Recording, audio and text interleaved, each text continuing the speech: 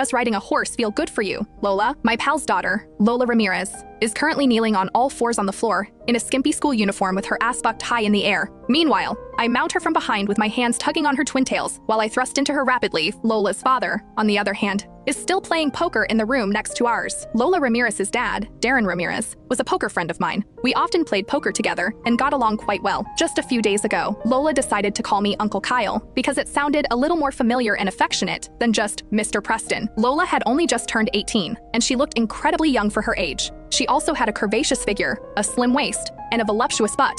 She was pretty endowed in the chest area too, making me want to squeeze them every time I went over to Darren's for poker. With some of our other poker buddies, he would have Lola come out to serve us beer and snacks. She would then appear in a cute, skimpy schoolgirl cosplay uniform, with the skirt short enough to reveal half her butt and black lacy stockings on her legs, strutting and swaying around as she walked. When she poured the beer for us, she would deliberately bend over and show us her well-endowed chest. And each time, we wouldn't be able to take our eyes off her and just stare unapologetically at them. Every time this happened, Darren would light up a cigarette between his fingers and narrow his eyes at us. Then, he would reach out, throw a card onto the table, and yell, "All right, I won this round again. Ship it." We knew Darren was cheating, yet we still handed over our chips. After all, he had sacrificed his daughter for us to feast our eyes on every time. Moreover, there were always winners and losers in poker, and we weren't losing out on much in the long run. After finishing the last game that day, I suddenly remembered that I had work to do at the horse stables. So, I got up and put my wallet away. "You guys can go ahead and play. I'm going to work." I didn't expect Lola to come after me. "Uncle Kyle, are you going to the stables again?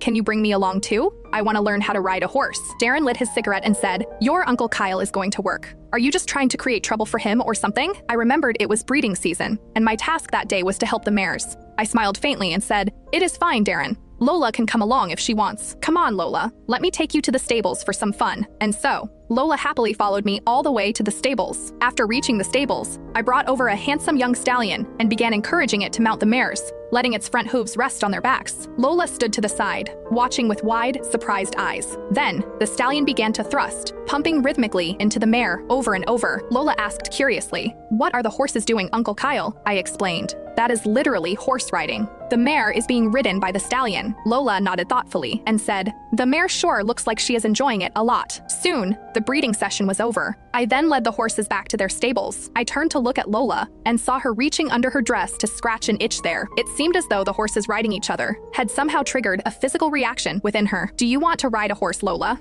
I can help you with that." "Yes, I'd love that, Uncle Kyle," she exclaimed, hugging me in excitement. Her voluptuous chest pressed hard against me, soft and tender, instantly arousing me. I brought a stallion over and said to her, "Get on, I'll teach you from the back." Lola then pounced on the horse as she